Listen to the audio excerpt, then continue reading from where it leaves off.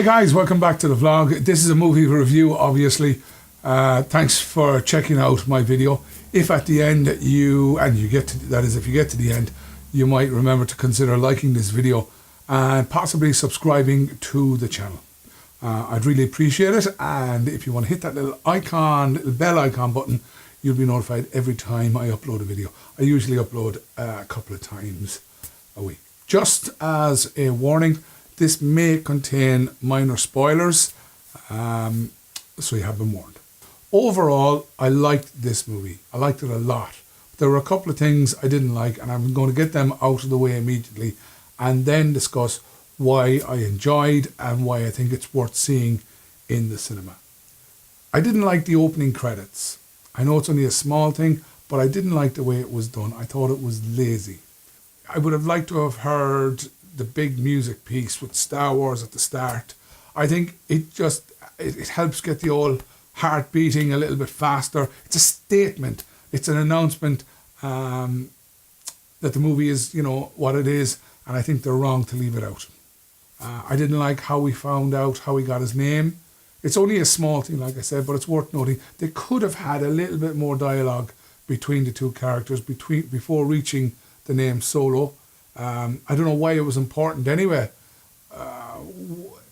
Why he just couldn't have had the family name Solo and move on. The movie begins with an exciting plotline, and it continues the pace for about 10 minutes at least anyway. It jumps straight into it. It's great, and it kind of doesn't let up. The rest of the movie I genuinely liked. I really thought it was a great movie. I like the way Han Solo's introduced. I like the way the relationship between Han and Emilia Clarke's character, Kira, is introduced and developed. I like the way, I don't want to give anything away if I can. I like the cocky, but with no substance attitude Han Solo has in this movie. Ehrenreich does a pretty decent job of being Han Solo, to the point that during the movie you forget that it's not Harrison Ford. In fact, while I was watching this movie, I completely forgot about the other movies as well. So I just sat there and enjoyed what was an adventure movie.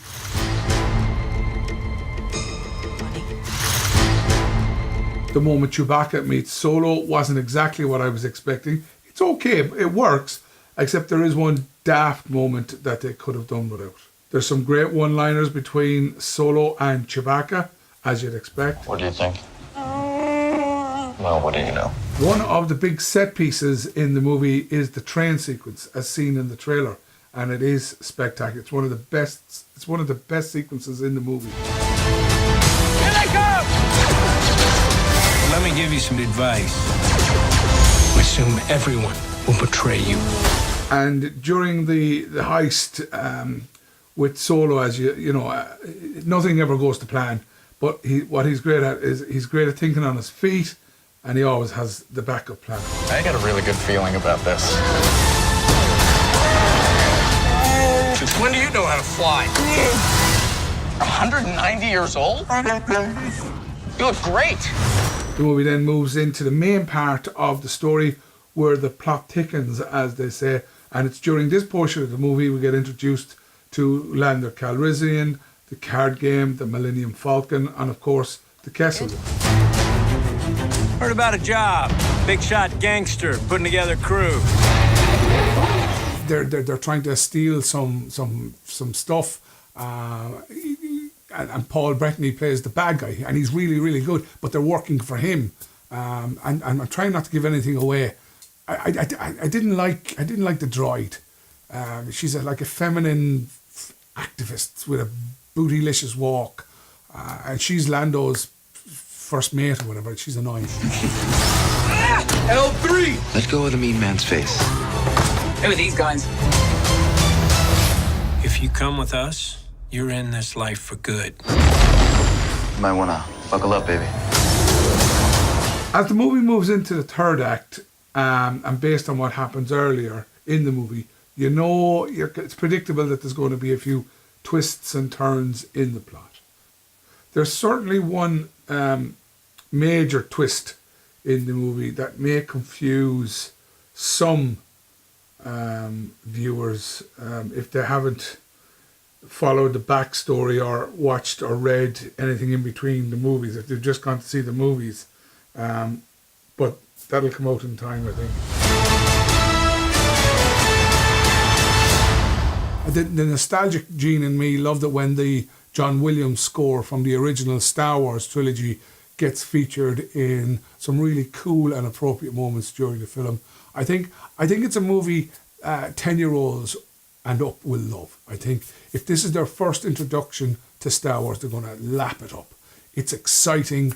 It has some nice funny moments. Han Solo develops somewhat into the Han Solo that we know. Alden Ehrenreich does well as Han Solo. Donald Glover gives a great performance as Lando Calrissian. There's talk of him getting his own movie. I don't know. I don't know what I've even. I don't know. I don't think that's a good idea. Amelia Clarke is great as Kira, etc. The movie is done in such a way that they kind of have set it up for a sequel.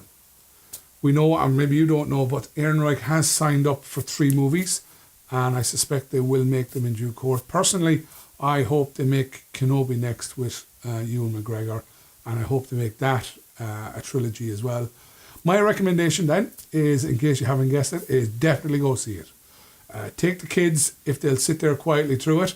8 years and up, take them. It's a fun, action-packed movie that's worth supporting, I think anyway, and it's worth seeing in your local cinema. So, thumbs up for me. I'd give it a 4 out of 5. Maybe 4.5. Thanks for watching. Lots more exciting, interesting vlogs planned. Please do consider subscribing to the channel. If you like this video, maybe give it a thumbs up. If you have any questions or comments, leave them in the comment section below. And if you want to contact me privately, my details are in the description. So until the next time, and thanks for watching, and may the force be with you, as they say.